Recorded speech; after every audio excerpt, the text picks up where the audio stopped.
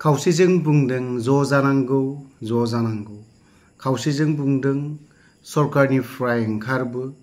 UPPL 20टा BPF 20टा जों गेलेगोन बेफोरबायदि बाथ्राखौ जों गोबां समावनो खोनालायबाय थादों नाथाय जों खौसेथिया माब्ला जागोन बाथ्राया मोनसे बाथ्राया थिग एज ए बर' जाथि हिसाबै खौसेयैनो दं बेबो बाथ्राया थिगानो नाथायबा राजखान्थि बेलायावहाय जों बर'फ्रा खौसेथि जानो हागोनखौ जों असम्भब नुदों माब्रै राजखान्थियाव गोबां बिथिङावनो उसुबिदा जालायो बबेयाव उसुबिदा जायो दिनैहाय सिट शेयारिंनि बाथ्रायावनो जों उमुक बियाबाव जों गेलेगोन उमुक बियाबाव जों गेलेगोन नङा होनबा बेफोरबायदि खालामलायनायावनो जोङो गोदोलायनानै दङ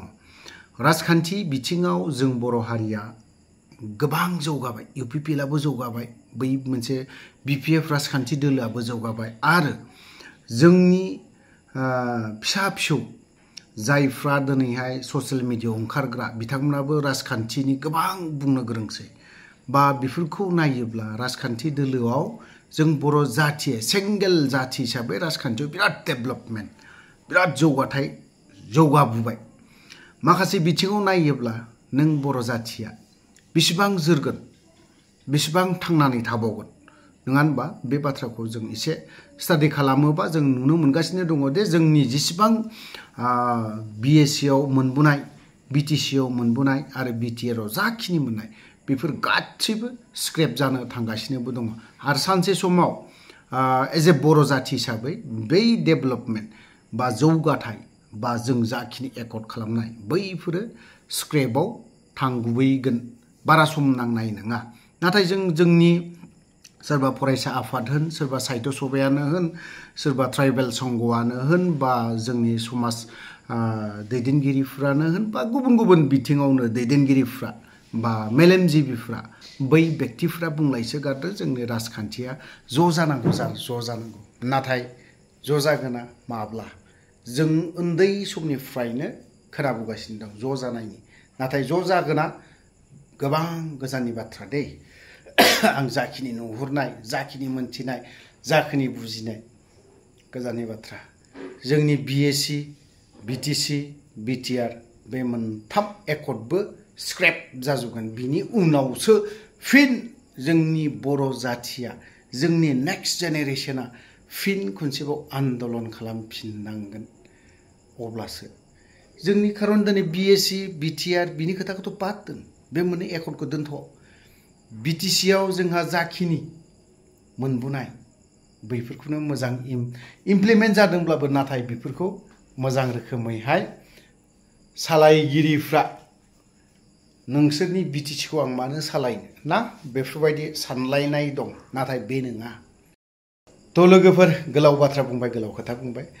बिथां हाग्रामा महिलारि सारनि माखासे बाथ्रा बुंनायखौ जों खोनासंनानै लानि सरकारफोरा अलाया हक UPPL 20টা BPF 20টা হয়েছে ইউনাইট হয়েছে না হওয়া নাই একটা হল UPPL 20টা BPF 20টা সরকারের আকশন দিসপুর আর দিল্লি তো UPPL সরকারও থাকি আমার এই এক কথা লাগে BPF UPPL এটা কি ভাষণ এইবিলাক কি ভাষণ সরকারও থাকি ফেলায় BPF কয় আছে যে ইউনাইটেড হব লাগে আরে সরকারের ফেলায় আকশন এটা অটোমেটিক BPF আর UPPL একগত হব 20টা খেললে তো ইউনাইট হল সমান আর কি লাগে আচ্ছা যেনবা মই আজি BPF আপসুয়ে বা আমার বড় সমাজত মই কেতিয়াবা হয়তো কংগ্রেস কৰিব পাৰিব না BJP কৰিব পাৰিব না UPPL কৰিব পাৰিব না BPF কৰিব পাৰিব ইয়াক খাক বুজিব লাগিব এইখিনি অধিকাৰটো প্ৰত্যেকটা বড় সমাজৰ মানুহসকলে থাকিব না নাই এইটো আজিৰ দিনত আপসুৰ কিছুমান নেতাসকলে যে কৈ আছে বড়ো জাতি একমত হ'ব লাগিব বড়ো জাতি একে আছে ৰে মই যেতিয়া ভাল পাই কংগ্ৰেছক মই কংগ্ৰেছ কৰিবলৈ অধিকাৰ ভাৱনা নাই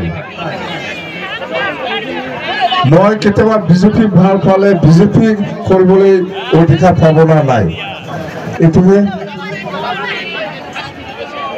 বুজি পাইছে বুজিনা বুজাগে थारमाने आबसुनि माखासे नेताफ्रा बुंबाय थादों जे बर'फ्रा खौसे जानांगौ होननानै आरो बर'आ खौसेयानो दंखायो आं बुंदों पार्टियाल'सो सोरबा इउपिपिएल सोरबा बिपिएल सोरबा कंग्रेस सोरबा बिजेपि खालामदों पार्टिया आलदा आलदा किन्तु जाति हिसाबै एक गदिन दङ पार्टि हिसाबै बेलेग बेलेग किन्तु जाति हिसाबै एक गद बर'ए दुइटा तिनटा নাই যেতিয়া মই আজিৰ দিনতো বড়োসকলে একগোটে আছে বড়ো জাতি হিচাপে একগোটে আছে পাৰ্টিটোহে বেলেগ বেলেগ কৰিছে কোনোবা কংগ্ৰেছ কৰিছে কোনোবা বিজেপি কৰিছে কোনোবা ইউপিএল কৰিছে কোনোবা বিপিএল কৰিছে আৰে মই আপসু যিসকল নেতাই আজি কৈ আছে আচ্ছা কওকচোন আপুনি কওক মই আজি বিপিএফটো ভাল পাই পেলাই অহাকালি মই কংগ্ৰেছ পাৰ্টি কৰিবলৈ অধিকাৰ ভাৱনা নাই এইখিনি অধিকাৰটো ভাৱনা নাই কেতিয়াবা সবৰাম ব্ৰহ্মক হিও বিপিএফক বেয়া পাই পেলাই কেতিয়াবা কংগ্ৰেছ বা কেতিয়াবা বিজেপি কৰিবৰ কাৰণে অধিকাৰটো ভাৱনা নাই एवनाय खौसेथि होनबाय थाबानो जानाय नङालै आच्छा मालाबा आङो बिपिएफखौ गाज्रि मोननानै